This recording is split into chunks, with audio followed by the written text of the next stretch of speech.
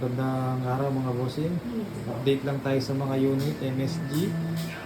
Ayan. At bakit naman kita pagkakatiwala? Ayan. Tapos na po mga yan, hindi pa lang po natin na-tune. Hindi ko kailangan tiwala. Ito, wala pang mga sleeve, yung barrel, hand grip. Wala pang hangin. Ito, may mga laman na to mga bossing. Ayan. Hindi natin ma-tune.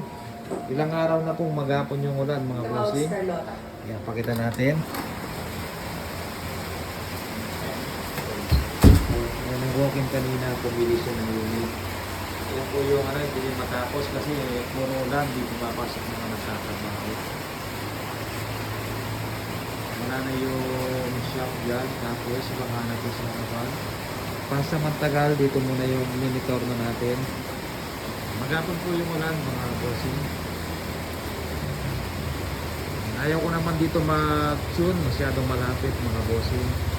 Sa likod sana, kasi PCB yung susubukan natin. Pero ako CO2 okay na dito.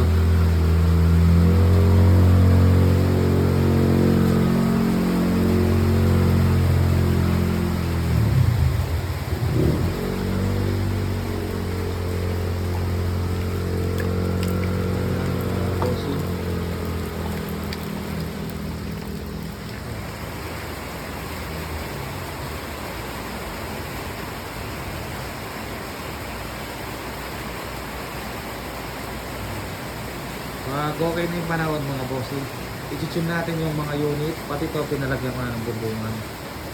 Pero hindi pa tapos.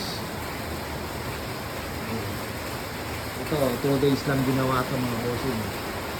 2 days. Trusses, tapos paglagay ng aero.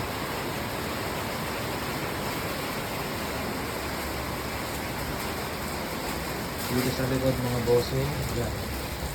Staka muna, saka na yung bakod. Yung mga din yan.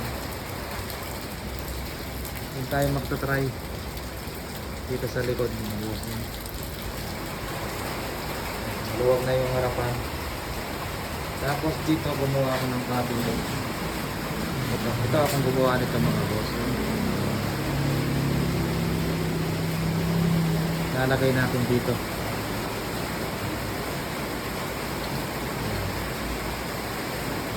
Diyan natin lalagay yung mga accessories natin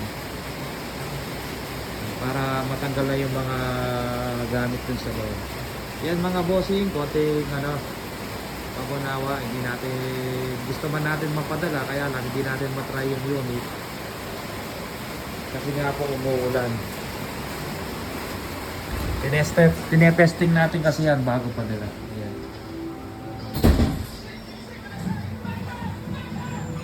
Lahat po yan meron ng may-ari. Bali 7 pieces po yung 8 pala kasama yung straight back na MSG. May mga slip na, may mga hangin na. Ito wala pang hangin sa mga bossing. Yung mga laman na yan, i-test fire na lang bago padala. Sige po mga bossing, maraming salamat po.